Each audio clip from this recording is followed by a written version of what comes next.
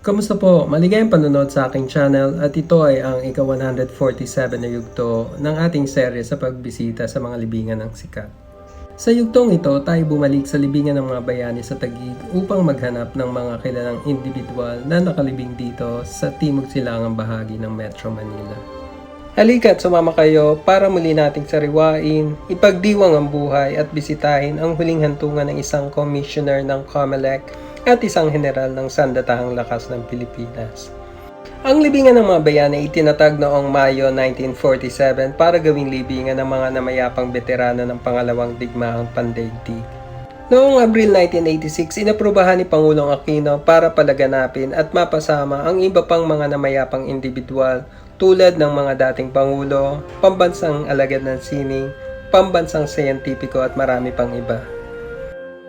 Matatagpuan sa silangang bahagi ng sementeryo ay ang lugar kung saan inilibing sina Commissioner Heidi Yorac at si General Angelo Reyes.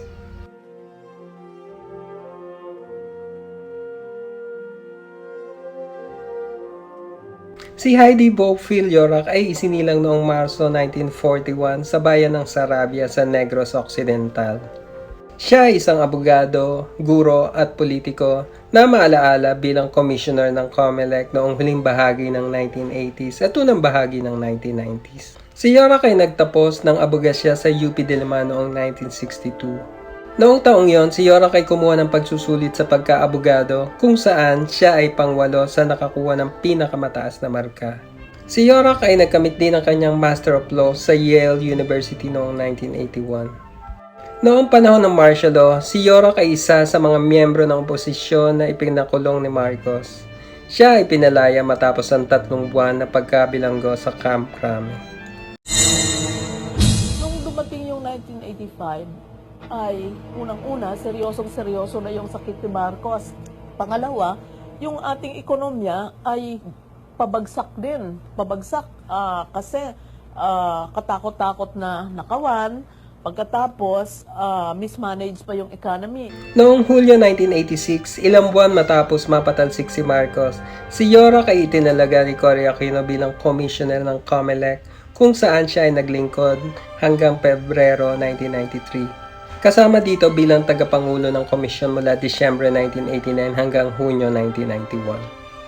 Noong halalan 1998, si Yorac ay tumakbo sa pagkasenador sa ilalim ng Partido Reforma ni General Renato de Villa na tumakbo sa pagkapangulo kasama si Oscar Orbos.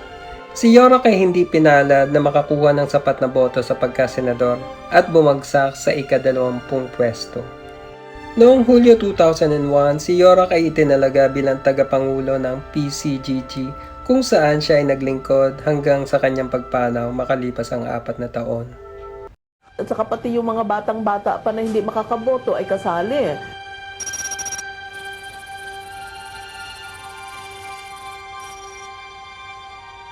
Pagkatapos noon ay magtatanong daw sila kung sino yung gusto ng libreng bigas ay magtaas ng kamay. Lahat siyempre gusto ng libreng bigas. Pagkatapos kukunan nila ng picture yan at pagkatapos sa susunod na araw, lalabas na yung picture na yon sa mga pahayagan katulad ng Daily Express, no? Tapos lalabas din sa government-controlled television yung larawan ng mga taong nagtataas ng kamay at sabi nila, overwhelming yung ratification ng bagong konstitusyon. Noong Setyembre 2005, si Yorac ay pumanaw matapos ang ilang taong pakikipaglaban sa breast cancer. Siya ay 64 na taong gulang.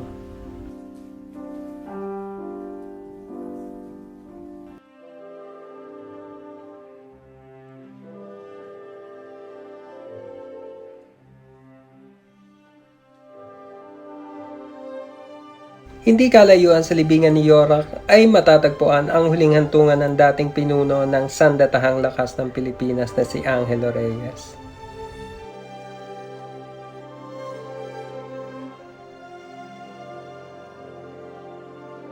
Si Angelo Tomas Reyes ay sinilang noong Marso 1945 sa San Miguel sa Maynila. Siya ay isang kawal, general at politiko. Si Reyes ay isa sa 10 kadete na nakakuha ng pinakamataas na marka sa pagtatapos noong 1966 sa Philippine Military Academy. Noong 1973, si Reyes ay nagkamit ng kanyang master's degree sa Business Administration sa Asian Institute of Management at Master of Public Administration mula sa JFK School of Government ng Harvard University noong 1994. Si Reyes ay naglingkod ng halos 4 na dekada sa militar kasama ang ranggong Battalion Commander, Brigade Commander at Area Commander hanggang siya ay nahiram bilang ika-28 pinuno ng Sandatahang Lakas ng Pilipinas noong Hulyo 1999. Sa kasagsagan ng EDSA 2 noong Enero 2001, si Reyes ay nagbitaw ng suporta kay Pangulong Estrada na isa sa mga naging dahilan sa pagpapatalsik niya sa pwesto bilang Pangulo.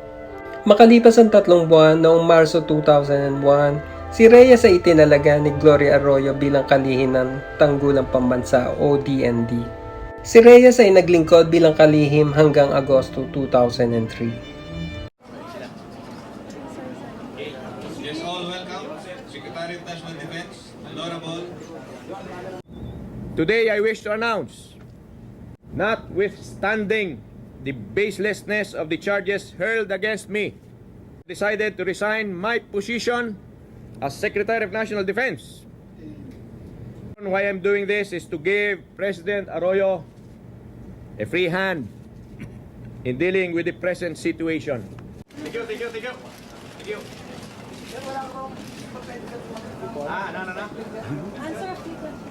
Si Reyes ay naglingkod din sa maraming posisyon sa gabinete ni Gloria Arroyo bilang kalihim ng DILG mula Hulyo 2004 hanggang Pebrero 2006. Kalihim ng DENR mula Pebrero 2006 hanggang Hulyo 2007.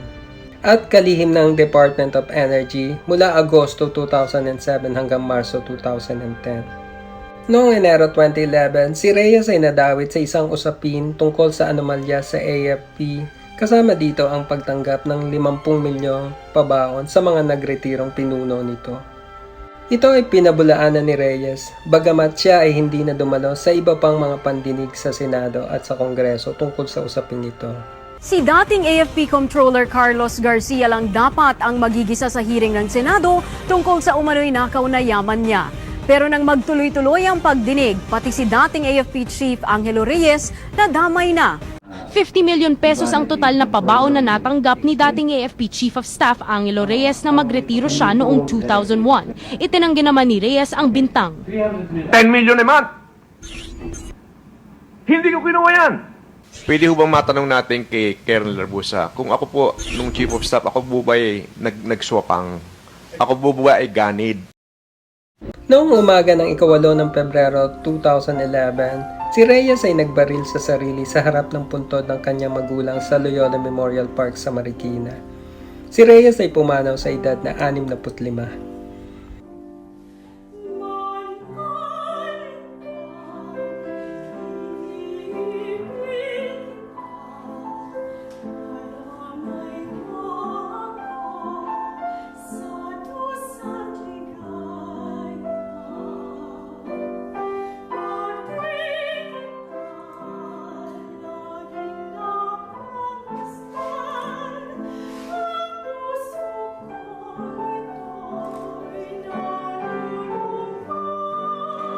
Sa mga susunod na yugto, ipagpapatuloy natin ang pagbisita sa Cementerio del Norte sa Maynila at libingan ng mga bayani dito sa Taguig. Abangan din sa channel na ito, magpo-post din kami ng iba pang mga video sa pagdalaw natin sa Manila Memorial Park at Loyola Memorial Park sa Parañaque. Salamat sa panonood. Maaari lamang na mag-subscribe kung gusto nyo ang channel na ito. Magkita-kita tayo sa ating susunod pang mga pagbisita sa mga namayapang sikat at iba pang personalidad.